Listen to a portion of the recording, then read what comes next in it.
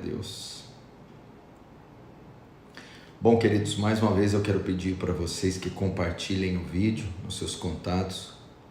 Não se esqueça de se inscrever no canal. Se você não é inscrito, se inscreve aí no canal Paulo Júnior Oficial.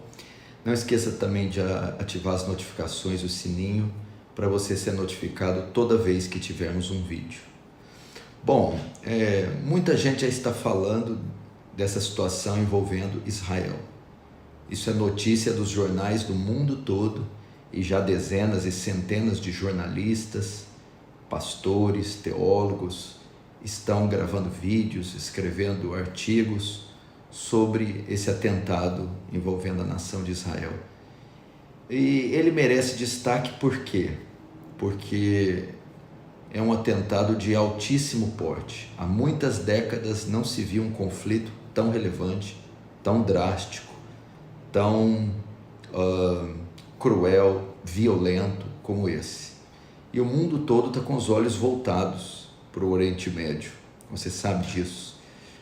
E são cenas na nossa era digital, né, onde tudo é gravado, tudo é registrado. E essas imagens, sons, áudios, vídeos, elas são divulgadas no mundo todo. As cenas que chegam até nós são chocantes, são brutais, são extremamente agressivas. Isso choca, mobiliza toda a população, porque nenhum homem ou mulher de bem fica contente com esse tipo de situação. Morte, dor, violência, guerra, não traz bem a ninguém. Mas nós, por sermos cristãos, sempre nós identificamos situações como essas, nós sempre associamos isso à palavra de Deus, às profecias bíblicas e principalmente as profecias acerca do fim. Eu não quero fazer trazer nenhum alarme para ninguém, nenhuma espécie de sensacionalismo, porque nós sabemos que nessa região, principalmente ali cobrindo a faixa de Gaza, sempre houveram conflitos, né? Desde que eu nasci, desde que eu me entendo por gente, essa situação envolvendo judeus e palestinos, israelenses e palestinos, sempre esteve presente ao longo das décadas. O que eu quero chamar a atenção? Um número tão grande de mortos. Então esse é o primeiro ponto. E o segundo é dos outros acontecimentos em todo o mundo, dos outros acontecimentos mundiais que estão sendo vistos por todos nós. São dias muito difíceis que devem acender um sinal de alerta em nós como igreja. Recentemente nós vimos um assassinato horroroso no Rio de Janeiro envolvendo alguns médicos. Você vê o nível da violência, da crueldade, da impunidade sem precedentes. Em outro local nós temos outro sinal, no Afeganistão, por exemplo, um terremoto de uma magnitude enorme, já fez ali mais de 2.000 vítimas e já se fala de 4.000 pessoas entre os escombros e o número de mortes só vai aumentar. Ao mesmo tempo tivemos também uma mudança climática muito expressiva, um calor sem precedentes, atacando, envolvendo a nação brasileira e outros lugares, outras partes do mundo.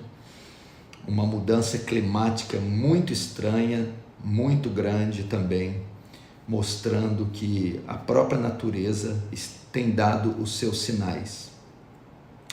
Semelhante a isso, vemos o problema moral, problema político, por exemplo, em nossa nação, pautas muito significativas têm sido alvo de votação da nossa corte, do nosso Congresso, e essas pautas vão diametralmente opostas àquilo que nós cremos como a a morte dos inocentes até a 12ª semana no ventre das suas mães. A liberação também de algumas drogas, a legalização das drogas. Portanto, meus irmãos, são cenários muito estranhos acontecendo, cenas e atos simultaneamente.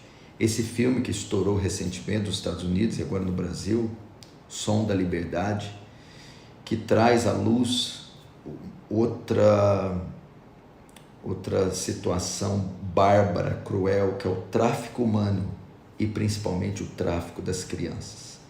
E nesse filme você pode ver os dados e os números que são fornecidos. Essa indústria,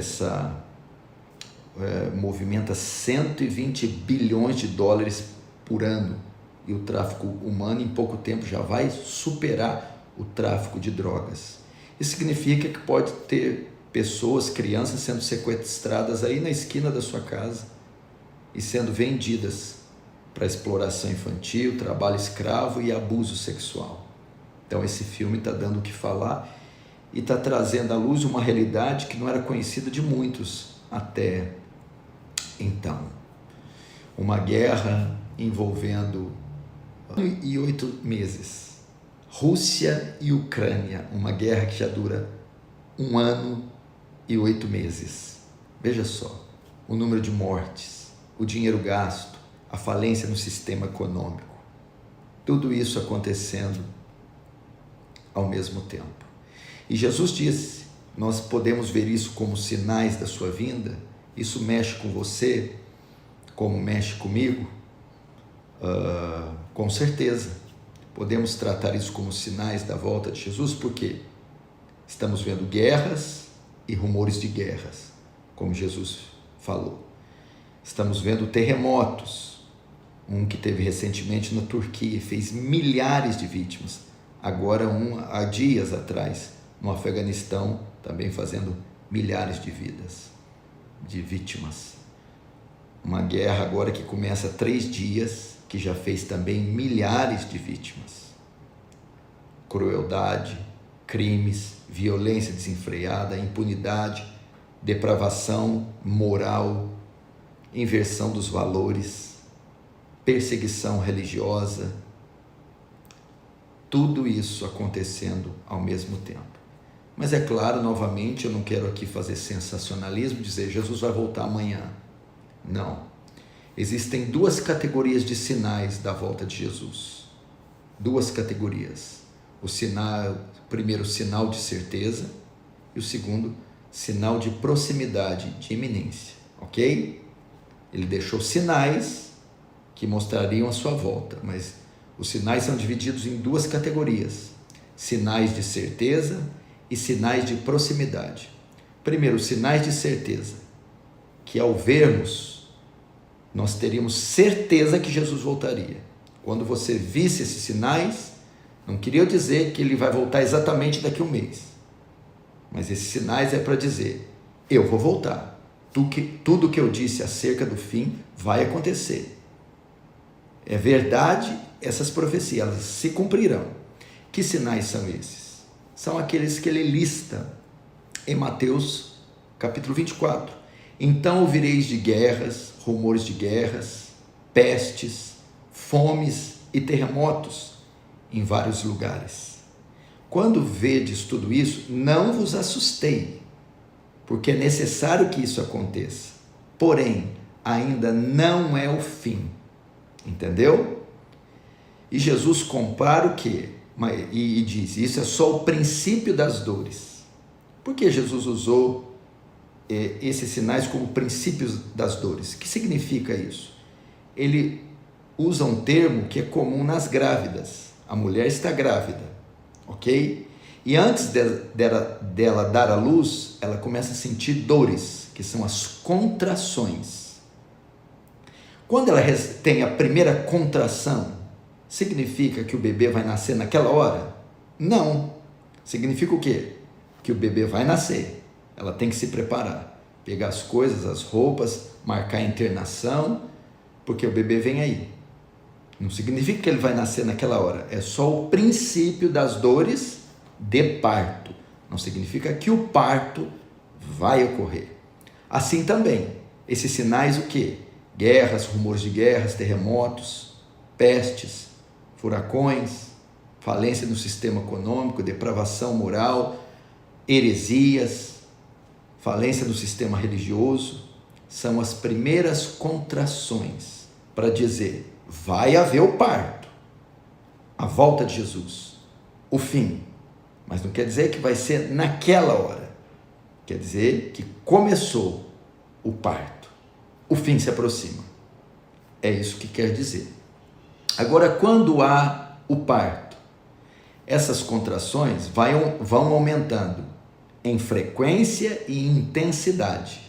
Elas se tornam mais frequentes e mais intensas até ter o parto. Significa o quê? Sempre tivemos terremotos, sempre tivemos pestes, sempre tivemos epidemias e pandemias, sempre tivemos fome, heresias, tragédias naturais e guerras.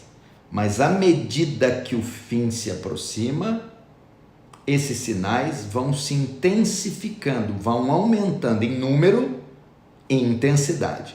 Antigamente se tinha um grande terremoto de 10 em 10 e 5 em 5 anos. Hoje nós temos um grande terremoto a cada semestre, ou a cada bimestre praticamente. Então você vê que está aumentando. Pestes e guerras tivemos como nunca, desde o último século. Do último século para cá, tivemos mais guerras do que em toda a história da humanidade. Então veja que os sinais, as contrações estão aumentando em número e em intensidade. Mas são sinais de certeza. Não posso dizer: vamos esconder todo mundo, vamos nos refugiar, Jesus está voltando. São só sinais de certeza. Ele vai voltar.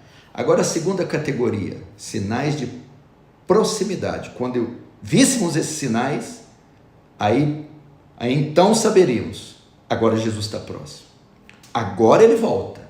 Quais são os sinais de proximidade, de iminência? A apostasia e a ascensão do homem do pecado, o anticristo.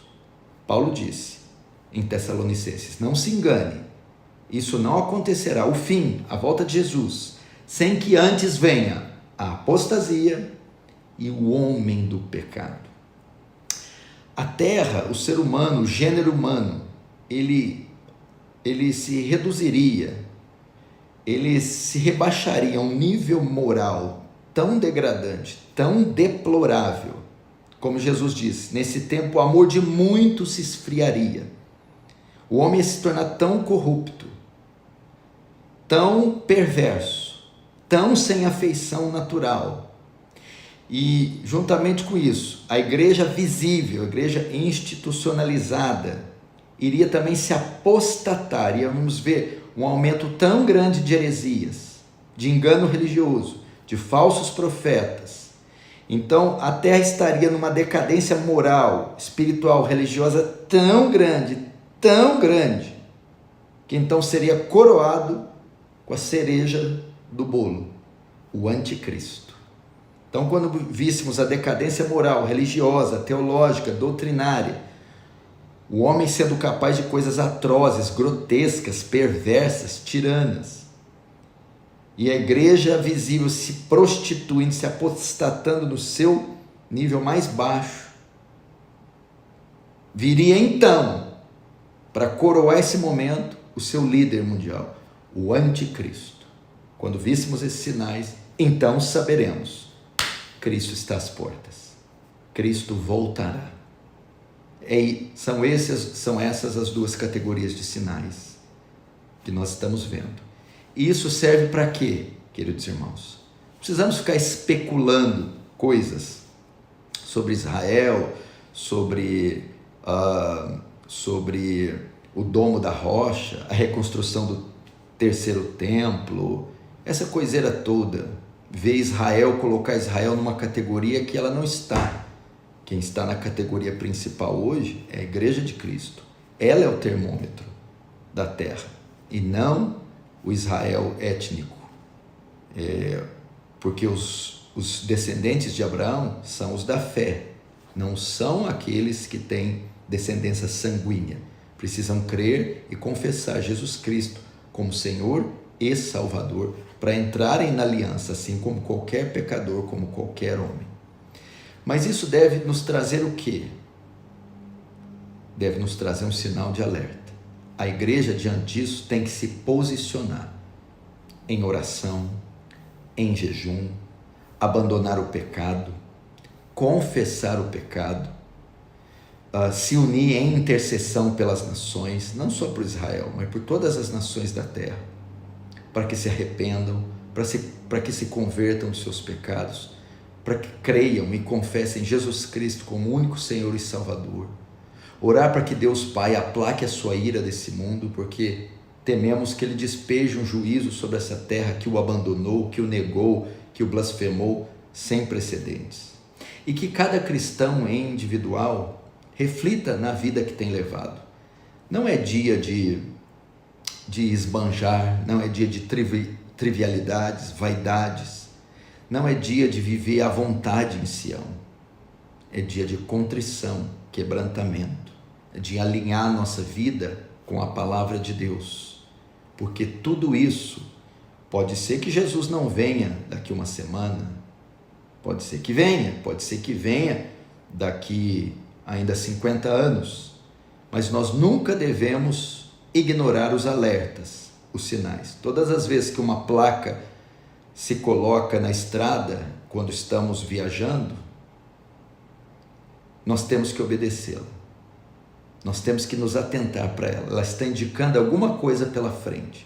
Perigo, reduza, curva acentuada à esquerda, passagem de nível sem barreira, bifurcação em Y. Então, aquilo deve causar uma reação no motorista. Esses sinais são placas do Salvador sendo levantadas para a igreja, para que ela olhe e se posicione e cause uma reação nela, porque essas placas são advertências do Senhor para a sua vida. Os dias são críticos, os dias são maus, não há tempo mais para brincadeira, para gracejo, não há tempo mais para crentes nominais, é tempo de se converter de verdade ao Senhor, é tempo de se humilhar diante da face dele, consertar a vida com Cristo, o desviado voltar para os caminhos, o morno ficar quente, o caído se levantar, o fraco se fortalecer, o omisso se posicionar. É tempo disso, de gravidade, solenidade, é tempo de pano de saco e de cinza. Que Deus tenha misericórdia de Israel, que Deus tenha misericórdia da Palestina, que Deus tenha misericórdia do Brasil, do Oriente Médio, da Ásia, da Europa, da América do Sul, Central. Que Deus tenha misericórdia das nações, que Deus tenha misericórdia desse mundo. Vamos orar comigo por Israel e por todo mundo? Se você pode, feche os seus olhos comigo, vamos orar.